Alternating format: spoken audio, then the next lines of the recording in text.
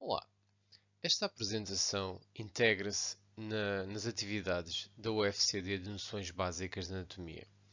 Pretende-se dar a conhecer um pouco melhor os processos de ossificação que existem no corpo humano. O recém-nascido tem que desenvolver ainda um conjunto de atividades, de competências nos sistemas do corpo humano. Por exemplo, a nível da capacidade de percepção espacial, de controle motor, de sensibilidade, percepção do espaço, e isso tem a ver com o desenvolvimento neuromuscular. A nível do processo ósseo, os ossos estão em crescimento e não estão totalmente formados no momento do nascimento. E isto é vantajoso porque facilita no parto, uma vez que o recém-nascido fica mais flexível para conseguir um, passar e conseguir que se faça o parto natural. Depois, a nível da ação biomecânica, os ossos também vão, a partir do nascimento, ganhar maior força, maior rigidez, para que depois sejam mais fortes e o bebê, a pouco e pouco, consiga dar os primeiros passos e consiga fazer apreensão de objetos. Então, a nível dos processos de ossificação, nós temos dois tipos, o endocondral e ossificação membranosa. O endocondral acontece maioritariamente nos ossos longos, como é o caso do fémur, aquele osso que nós já vimos na sessão anterior. Um osso do membro inferior, que é o osso mais longo do nosso corpo, com maiores dimensões, e que é responsável por suportar uma grande carga.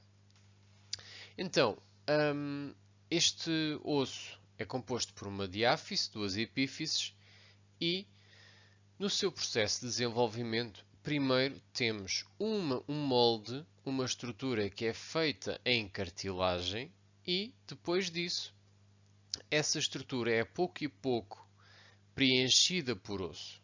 Então, as células progenitoras do tecido ósseo, que são as células progenitoras osteocondrais, vão começar o seu desenvolvimento e vão preencher a estrutura que apresenta cartilagem por uma estrutura que apresenta osso.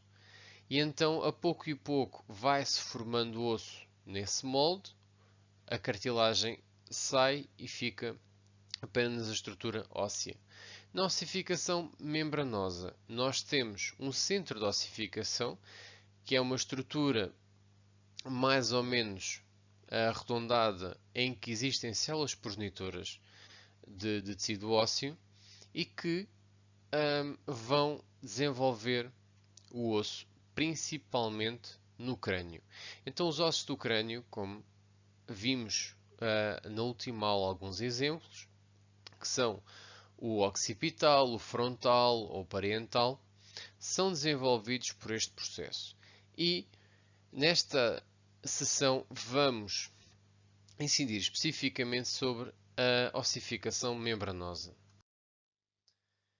Então, nós temos centros de ossificação. Esses centros de ossificação vão ser as estruturas onde estão as células progenitoras do osso e a partir daí o osso vai se desenvolvendo do centro para a periferia e vai empurrando as células mais antigas.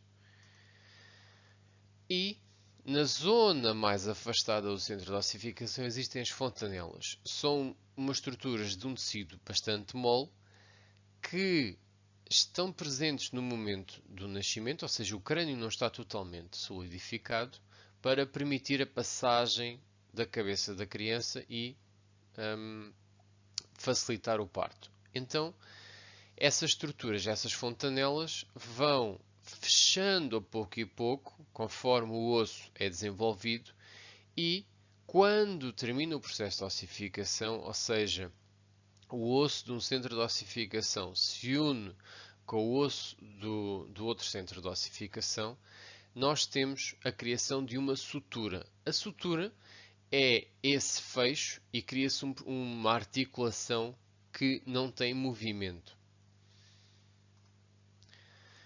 Então, a nível de crescimento, vocês devem ter atenção que o crescimento é perpendicular ao centro de ossificação. Então, temos uma estrutura circular e o osso vai desenvolvendo para todas as direções. Depois, este crescimento é bastante acentuado nos primeiros meses de vida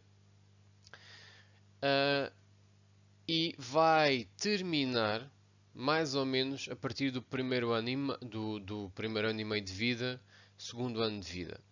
Deixo-vos neste vídeo, nesta apresentação, alguma bibliografia para vocês consultarem, porque este processo, ao ser bastante rápido, leva também a situações mais complicadas, que são os casos de plagiocefalia. Então, como o osso está num crescimento muito rápido, pode levar a alterações, a deformações do crânio. Deixo-vos esta informação. Posso colocar mais informação no fórum, se vocês quiserem, mais bibliografia, estejam à vontade.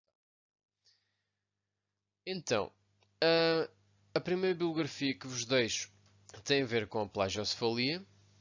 Depois, a segunda também ligada à plagiocefalia, mas sobre os processos de correção do crânio e porque é que o crânio é uma estrutura tão sensível. Deixo-vos um livro que vocês podem consultar para o vosso trabalho para completarem a informação, aprofundarem a informação para o trabalho que vão realizar, e também um último livro que é bastante utilizado e que vocês podem consultar para aprofundarem a vossa informação. Então, esta pequena atividade, espero que não tenham dúvidas. É bom sinal, é sinal que vocês já dominam a anatomia. Continuem as vossas pesquisas para o trabalho. Qualquer dúvida, qualquer questão ou pergunta, coloquem no fórum, digam alguma coisa, ok? Se não, próxima sessão síncrona, voltamos a encontrar.